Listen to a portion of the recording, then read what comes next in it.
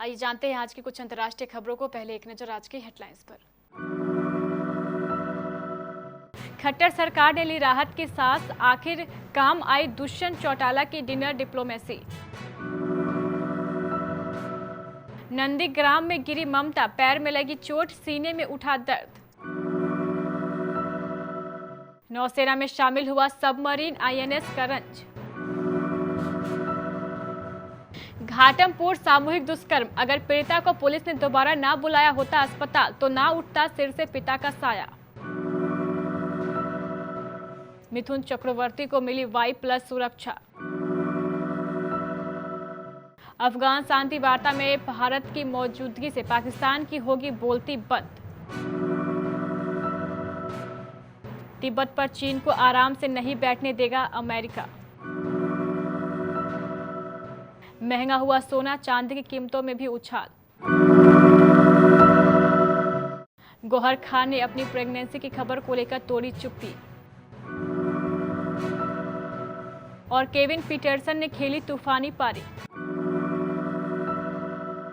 मनोहर लाल खट्टर बुधवार को अविश्वास प्रस्ताव से बचने के बाद खुश तो बहुत होंगे, लेकिन ये सब इतनी आसानी से नहीं हुआ। विधायकों की जिस संख्या का बंटवारा होना था उसके गणित का अनुमान पहले ही लग चुका था, लेकिन राजनीति में ऐन वक्त पर कुछ भी हो सकता है और कुछ हुआ भी ऐसा ही। भाजपा व जपा के प्रयास रंग लाए, हालांकि कांग्रेस इसे अपनी कामयाबी के रूप में देख रही है। मंगलवार शाम को सदन खत्म होने के बाद ही जपा के विधायकों का विरोध शुरू हो गया था, जिसको जल्दी भांपते हुए उप मुख्यमंत्री दुष्यंत चौटाला ने पार्टी के सभी विधायकों को अपने आवास पर रात्रि भोज के लिए बुलाया और नाराजगी दूर करने की कोशिश की। दुष्यंत के कई विधायक आर पार के मूड में नजर आए और उन्होंने गंभीर आरोप लगाते हुए कहा कि अधिकारी उनकी सुनते नहीं है और उनके कोई काम सरकार में होता नहीं है। वो सरकार का हिस्सा होते हुए भी अपने आप को विपक्ष में बैठा महसूस करते हैं, जिसके बाद दुष्यंत चौटाला ने उन्हें समझाया और बुझाया। पश्चिम बंगाल की मुख्यमंत्री ममता बनर्जी को पैर में चोट लगने के बाद उन्होंने सीने में भी दर्द की शिकायत की। इसके बाद उन्हें फिलहाल कोलकाता स्थित SSKM अस्पताल के ट्रॉमा सेंटर में ले जाया गया। अस्पताल में ममता बनर्जी के भतीजे अभिषेक बनर्जी भी पहुंचे। यहां पर काफी संख्या में तृणमूल समर्थक भी पहुंचे गए।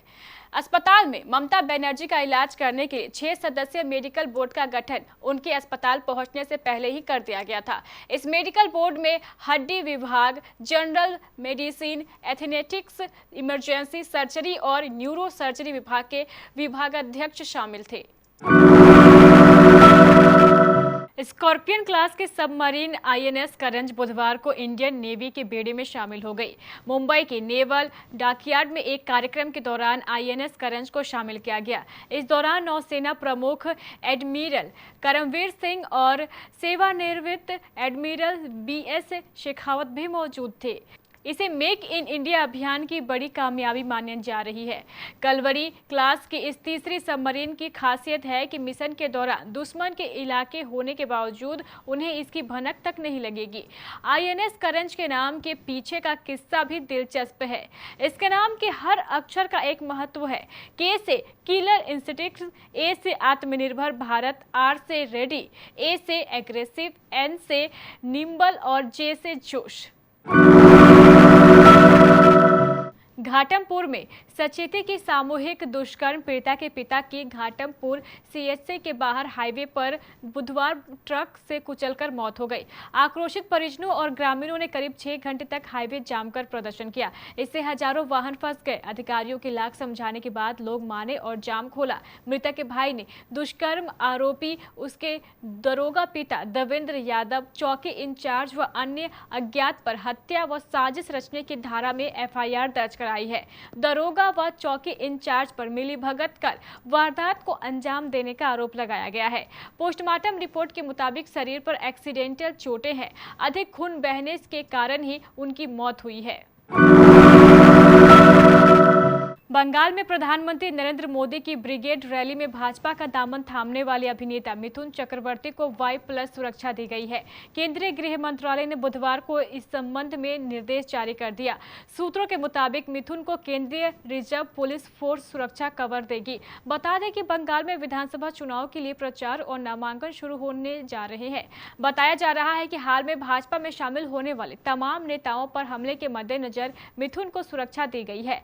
बंगाल में स्टार प्रचारकों की सूची भाजपा ने चुनाव आयोग को सौंपी है। उसमें भी मिथुन शामिल है और आगामी 12 या 13 मार्च से नंदीग्राम से भाजपा के लिए चुनाव प्रचार शुरू करेंगे। अफगानिस्तान न सिर्फ भारत का मित्र देश है, बल्कि वहां पर होने वाली राजनीतिक सरगर्मियां भारत को भी प्रभावित करती है, खासतौर पर जब वहां पर बात तालिबान की हो। तालिबान का जब जब जिक्र आता है तब तब कंधार विमान हादसा भी सामने आ जाता है। इसके अलावा तालिबान की पहचान एक क्रूर आतंकी संगठन की भी है। अफगानिस्तान के विकास में सबसे बड़ा रोड़ा भी वही है। पिछले वर्ष जब तत्कालीन अमेरिकी राष्ट्रपति डोनाल्ड ट्रंप ने तालिबान के साथ अफगान शांति वार्ता के साथ समझौता किया तो उसमें पाकिस्तान तो शामिल था, लेकिन भारत शामिल नहीं था। इस प्रक्रिया में अफगानिस्तान की सरकार को भी नहीं रखा गया था। तालिबान का कहना था कि वो अमेरिका से कुछ समझौता के बाद अफगानिस्तान की सरकार से वार्ता और फिर समझौता करेगा। भारत के इस प्रक्रिया में शामिल न होने पर पाकिस्तान काफी खुश हुआ था।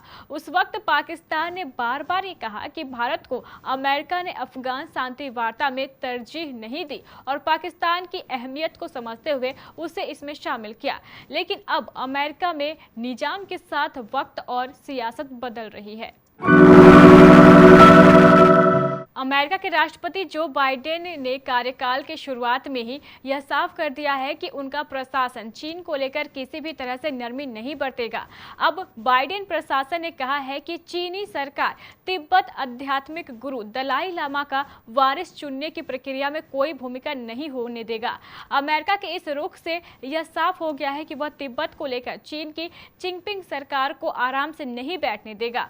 14वें दलाई लामा 17 मई 1959 को लहासा से भागे थे और वह उसके करीब 1 साल बाद से अरुणाचल प्रदेश में शरण लेकर रह रहे हैं। दलाई लामा को शरण देने को भी 1962 के युद्ध में एक बड़ा कारण माना जाता है। अमेरिका विदेश मंत्रालय के प्रवक्ता नेडल प्राइस ने रोजाना होने वाली प्रेस कॉन्फ्रेंस के दौरान कहा, हमारा मानना है कि चीन की सरकार की तिब्बत आध्यात्मिक गुरु दलाई लामा का वारिस चुनने की प्रक्रिया में कोई भूमिका नहीं होनी चाहिए। गोल्ड की कीमतों में गिरावट का रुख देखने को मिल रहा है। हालांकि बुधवार को सोने की कीमतों में थोड़ी तेजी देखी गई। इसके साथ ही सोने का भाव देश की राजधानी दिल्ली में 44,286 रुपए प्रति 10 ग्राम पहुंच गया। HDFC सिक्योरिटीज के मुताबिक राष्ट्रीय राजधानी दिल्ली में बुधवार को सोने की कीमतों में 112 रुपए बढ़कर 44,246 रुपए प्रति 10 ग्राम पर हो गई। पिछले कारोबारी दिन में सोने की कीमतें 44,174 रुपए प्रति 10 ग्राम पर बंद हुई थी। बॉलीवुड एक्ट्रेस गौहर खान ने कुछ दिन पहले अपने पिता को खोया और उसके बाद अपनी प्रेगनेंसी की खबरों को लेकर सुर्खियों में बनी हुई थी। उनके पिता की मृत्यु के बाद गौहर की प्रेगनेंसी की खबरें इंटरनेट पर आने लगी। अब अपनी प्रेगनेंसी की खबर पर गौहर खान ने सोशल मीडिया पर नाराजगी जताई है। गौहर खान ने एक ट्वीट किया जिसमें उन्होंने प्रेगनेंसी की खबर को न सिर्फ बेकार बताया बल्कि ऐसे खबरों को लेकर गुस्सा भी जाहिर किया। गौहर ने ट्वीट करते हुए लिखा, तुम्हारा दिमाग खराब है और फैक्ट्स भी। कुछ भी टाइप करने से पहले अपने फैक्ट्स चेक करो। मैंने अभी अभी अपने पिता को खोया है, इसलिए अपनी फालतू की रिपोर्ट को लेकर थोड़ा संवेदनशील बनो। रोड सेफ्टी वर्ल्ड सीरीज 2021 में दुनिया के पूर्व दिग्गज खिलाड़ी खेल रहे हैं। इंग्लैंड के पूर्व बल्लेबाज केविन पीटरसन का बल्ला भी इस टूर्नामेंट में खूब चल रहा है। 40 साल के केविन पीटरसन ने बांग्लादेश लीजेंड्स के खिलाफ 17 गेंदों में 42 रन की तूफानी पारी खेली। उन्होंने अपनी पारी में 7 चौके और 1 छक्का जड़ा। उनके इस पारी की बदौलत इंग्लैंड लीजेंड्स ने बांग्लादेश लीजेंड्स को 7 विकेट से मात दी।